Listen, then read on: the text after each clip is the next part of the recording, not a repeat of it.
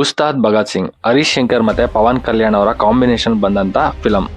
ಮುಂಚೆ 2012ರಲ್ಲಿ ಇದೇ ಜೋಡಿ ಇದೇ ಕಾಂಬಿನೇಷನ್ ಅಲ್ಲಿ ಗಬ್ಬರ್ ಸಿಂಗ್ ಅನ್ನೋ ಒಂದು ಬ್ಲಾಕ್ ಬಾಸ್ಟರ್ ಹಿಟ್ ಫಿಲಂನ ಕೊಟ್ಟಿತ್ತು. ಸೊ ಈ ಮೂವಿ ಕೂಡ ಒಂದೊಳ್ಳೆ ಫಿಲಂ ಆಗಿರುತ್ತೆ ಅಂತ ಒಂದೊಳ್ಳೆ ಎಕ್ಸ್ಪೆಕ್ಟೇಷನ್ಸ್ ಇಟ್ಕೊಂಡು ಹೋಗಿದೆ. ಅದು ಕೂಡ ಮಿಸ್ಟರ್ ಬಚ್ಚನ್ ಅನ್ನೋ ಒಂದು ಡಿಸಾಸ್ಟರ್ ಮೂವಿ ನೋಡಿದ್ಮೇಲೂ ಕೂಡ. ಆದ್ರೆ ಇದು ಅದಕ್ಕಿಂತ ದಾರುಣವಾಗಿತ್ತು. ಅಷ್ಟು ಕ್ಲೀನಾಗಿ ಅಷ್ಟು ಚೆನ್ನಾಗಿ ಫಿಲಂ ಹೇಗಿರಬಾರ್ದು ಅಂತ ತೋರಿಸಿ ಕಳಿಸಿದ್ದಾರೆ.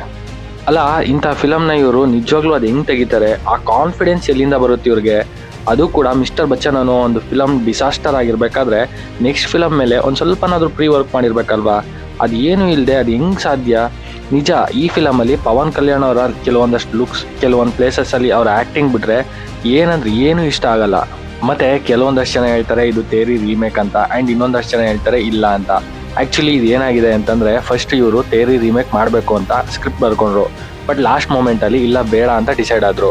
ಸೊ ಅದರಲ್ಲಿ ಇದ್ದಂಥ ಬೆಸ್ಟ್ ಮೂಮೆಂಟ್ಸ್ಗಳನ್ನ ಅಂದರೆ ಬೆಸ್ಟ್ ಥಿಂಗ್ಸ್ನ ತಗೊಂಡು ಒಂದಷ್ಟು ಕ್ಯಾರೆಕ್ಟರ್ಗಳನ್ನ ರಿಮೂವ್ ಮಾಡಿಬಿಟ್ಟು ಇನ್ನೊಂದಷ್ಟು ಕ್ಯಾರೆಕ್ಟರ್ಗಳನ್ನ ಆ್ಯಡ್ ಮಾಡಿಕೊಂಡು ಯುವದೋಪು ಥರ ಎಲ್ಲನೂ ಮಿಕ್ಸ್ ಮಾಡಿ ನಮ್ಮ ಮುಂದೆ ಕೊಟ್ಟಿದ್ದಾರೆ ಅಷ್ಟೇ. ಮೇನ್ ಫನ್ನಿ ಫ್ಯಾಕ್ಟ್ ಏನಪ್ಪ ಅಂತಂದರೆ, ಈ ಫಿಲಮಲ್ಲಿ ಸ್ಟೋರಿನೇ ಇಲ್ಲ. ಒಂದ್ಸಲ ಹೇಳ್ತಾರೆ ಇದು ಕ್ರೈಮು, ಒಂದ್ಸಲ ಇದು CM, ಒಂದ್ಸಲ ಹೇಳ್ತಾರೆ ಪೊಲೀಸು, ಟೆರರಿಸ್ಟು, ರಿಲಿಜನ್ನು, ಇಂಟೆಲಿಜೆನ್ಸ್ ಅಂತ ಒಂದಕ್ಕೊಂದು ಲಿಂಕ್ ಇಲ್ದೇ ಹೇಳ್ತಾರೆ. ಮೇ ಬಿ ಇಲ್ಲಿ ಏನಾಗಿದೆ ಅಂತಂದರೆ, ಪವನ್ ಕಲ್ಯಾಣ್ ಅವರು ಈಗ DCM ಆಗಿದ್ದಾರೆ. ಸೊ ಅವ್ರು ಕೊಡೋದೆ 1 or 2 days ಡೇಟು. ಸೊ ಆ ಡೇಟಲ್ಲಿ ಒಂದಷ್ಟು ಎಲಿವೇಷನ್ಸ್ಗಳನ್ನ ಪ್ಲ್ಯಾನ್ ಮಾಡ್ಕೊಂಡಿದ್ರು ಆ್ಯಂಡ್ ಇನ್ನೊಂದಷ್ಟು ಸಾಂಗ್ಸ್ಗಳನ್ನ ಪ್ಲ್ಯಾನ್ ಮಾಡ್ಕೊಂಡಿದ್ರು. ಸೊ ಅದನ್ನು ಇವರು ಕ್ಲೀನಾಗಿ ಎಕ್ಸಿಕ್ಯೂಟ್ ಮಾಡಿ ತೆಗೆದುಬಿಟ್ಟವ್ರೆ. ಅದಾದಮೇಲೆ ಈ ಎಲಿವೇಷನ್ಸ್ಗಳನ್ನೇ ಕಂಟಿನ್ಯೂಸ್ ಆಗಿ ಹಾಕ್ಕೊಂಡು ಹೋಗೋರೆ. ಒಂದಕ್ಕೊಂದು ಕನೆಕ್ಷನ್ಸ್ ಇದೆಯಾ, ಒಂದಕ್ಕೊಂದು ಮ್ಯಾಚ್ ಆಗ್ತಿದೆಯಾ, ಇದು ಸ್ಟೋರಿಗೆ ನೆಸೆಸಿಟಿ ಇತ್ತಾ, ಇದು ಸ್ಟೋರಿ ಇದೆಯಾ, ಆ್ಯಕ್ಚುಲಿ ಸ್ಟೋರಿ ಇದೆಯಾ ಅಂತಲೇ ಇವರು ಚೆಕ್ ಮಾಡೋಕೆ ಹೋಗಿಲ್ಲ ಅನ್ಸುತ್ತೆ. ಹಂಗೆ ಡೈರೆಕ್ಟಾಗಿ ಕೊಟ್ಬಿಟ್ಟಿದ್ದಾರೆ. ಹೋಗಲಿ, ಆ ಪ್ಲ್ಯಾನ್ ಮಾಡ್ಕೊಂಡು ತೆಗ್ದಿರೋ ಎಲಿವೇಷನ್ಸ್ಗಳಾದರೂ ಫ್ಯಾನ್ಸ್ಗೆ ಇಷ್ಟ ಆಗುತ್ತಾ, ಚೆನ್ನಾಗಿದೆಯಾ ಅಂತಂದರೆ, ಯಪ್ಪ ರಾಮ, 2010-15 ಪೀರಿಯಡ್ ಆಫ್ ಟೈಮಲ್ಲಿ ಬರಬೇಕಾದಂಥ ಎಲಿವೇಷನ್ಸ್ನ ತಗೊಬಂದು ಇವಾಗ ಕೊಟ್ಟಿದ್ದಾರೆ. ಎಲ್ಲ ಫಿಲಮಲ್ಲಿ ಯೂಸ್ ಮಾಡಿ ಬಿಟ್ಟಿರೋದನ್ನು ತಂದು ಇವಾಗ ಕೊಟ್ಟಿದ್ದಾರೆ ಅಂದರೆ ಈ ಫಿಲಮಲ್ಲಿ ಕ್ರಿಯೇಟಿವಿಟಿ ಅನ್ನೋದೇ ಇಲ್ಲ ಅಂತ ಗೊತ್ತಾಗುತ್ತೆ. ಮತ್ತು ಪವನ್ ಕಲ್ಯಾಣ್ ಅವರ ಫ್ಯಾನ್ಸ್ ಆಗಿ ಏನು ಎಕ್ಸ್ಪೆಕ್ಟ್ ಮಾಡ್ತಾರೆ? ಒಂದು ಒಳ್ಳೆ ಫೈಟ್, ಒಂದಷ್ಟು ಪಂಚಿಂಗ್ ಡೈಲಾಗ್ಗಳು. ಈ ಫಿಲಮಲ್ಲಿ ಇರೋವಂಥ ಫೈಟ್ ಯಾವುದು ಕೂಡ ಅಂತ ಹೇಳ್ಕೊಳ್ಳೋ ಲೆವೆಲಲ್ಲಿ ಇಲ್ಲ.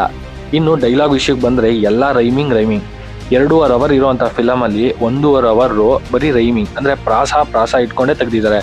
ಏನೋ ಒಂದು ಡೈಲಾಗ್ ಕೇಳ್ಬೋದು, 2 ಡೈಲಾಗ್ ಕೇಳ್ಬೋದು. ಕಂಪ್ಲೀಟ್ ಫಿಲಮ್ ಅದೇ ಅಂತಂದರೆ ಕೇಳೋರಿಗೆ ಲಿಟ್ರಲಿ ಇರಿಟೇಷನ್ ಫೀಲ್ ಆಗೋಗುತ್ತೆ.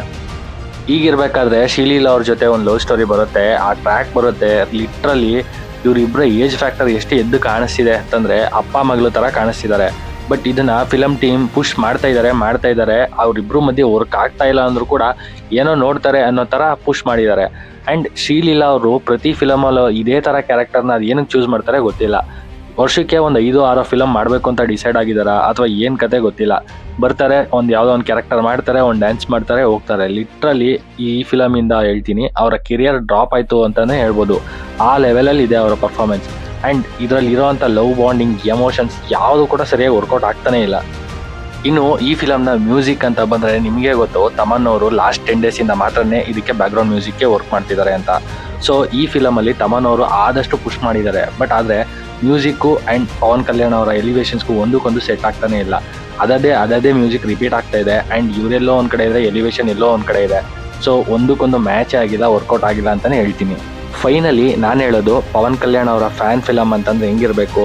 ಒಂದು OG ಫಿಲಮ್ ಥರ ಇರಬೇಕು, ಇಲ್ಲ ಅಂತಂದರೆ ಗಬ್ಬರ್ ಸಿಂಗ್ ಥರ ಇರಬೇಕು. ಆದರೆ ಈ ಫಿಲಮ್ ಥರ ಮಾತ್ರ ಇರಬಾರ್ದು. ಆ್ಯಂಡ್ ಹರೀಶ್ ಶಂಕರ್ ಅವರು ಮಿಸ್ಟರ್ ಬಚ್ಚನ್ ಅನ್ನೋ ಒಂದು ಡಿಸಾಸ್ಟರ್ ಮೂವಿ ತೆಗೆದ್ಮೇಲೂ ಕೂಡ ಎಚ್ಚೆತ್ಕೊಂಡು ಸ್ವಲ್ಪ ವರ್ಕ್ ಮಾಡಬೇಕಿತ್ತು. ಆದರೆ ಅವರು ಇದನ್ನು ಇಲ್ಲಿ ಮಾಡಿಲ್ಲ. ಆ್ಯಂಡ್ ನಾನು ಅಂದ್ಕೊಂಡಿದ್ದೆ ಟಾಕ್ಸಿಕ್ ಪೋಸ್ಟ್ಪೋನ್ ಆದಮೇಲೆ ಆ ಪ್ಲೇಸ್ಗೆ ನಾವು ಬರ್ತೀವಿ ಅಂತ ಇವರು ಕಾನ್ಫಿಡೆಂಟಾಗಿ ಬಂದರು ಅಲ್ವಾ, ಅದನ್ನು ನೋಡಿ ಎಲ್ಲೋ ಒಂದು ಈ ಫಿಲಮಲ್ಲಿ ಒಂದು ಒಳ್ಳೆ ಕಂಟೆಂಟ್ ಇದೆ ಅಂತ ಅಂದ್ಕೊಂಡಿದ್ದೆ. ಬಟ್ ಇವರು ಬಂದಿರೋ ರೀಸನ್ನೇ ಬೇರೆ, ಗ್ಯಾಪಲ್ಲಿ ದುಡ್ಡು ಮಾಡ್ಕೊಳ್ಳೋಣ ಅಂತ ಬಂದಿದ್ದಾರೆ ಅಂತ ಅನ್ನಿಸ್ತಾ ಇದೆ. ಆ್ಯಂಡ್ ಈ ಫಿಲಮ್ ನೋಡಿದ್ಮೇಲೆ ನನಗೆ ಹರ ವೀರಮಲ್ಲು ಫಿಲಮ್ ಎಷ್ಟೋ ಬೆಟರ್ ಅಂತ ಅನ್ನಿಸ್ತಿದೆ. ಅಂದರೆ ಅರ್ಥ ಮಾಡ್ಕೊಳ್ಳಿ ಈ ಫಿಲಮ್ ಹೆಂಗಿದೆ ಅಂತ. ಆ್ಯಂಡ್ ಈ ಫಿಲಮ್ ಬಗ್ಗೆ ನಿಮ್ಮ ಅಭಿಪ್ರಾಯ ಏನು ಕಮೆಂಟ್ ಮಾಡಿ ಅಂತ ಹೇಳ್ತಾ ನಾನು ಈ ವಿಡಿಯೋನ ಕ್ಲೋಸ್ ಮಾಡ್ತಿದ್ದೀನಿ. ನಿಮಗೆ ಈ ವಿಡಿಯೋ ಇಷ್ಟ ಆಗಿದ್ರೆ ಲೈಕ್ ಮಾಡಿ, ಶೇರ್ ಮಾಡಿ. ಹಾಗೆ ಮತ್ತಷ್ಟು ಫಿಲಮ್ ರಿಲೇಟೆಡ್ ಅಪ್ಡೇಟ್ಗಾಗಿ ನನ್ನ ಚಾನಲ್ನ ಸಬ್ಸ್ಕ್ರೈಬ್ ಮಾಡ್ಕೊಳ್ಳಿ. Thanks for watching this.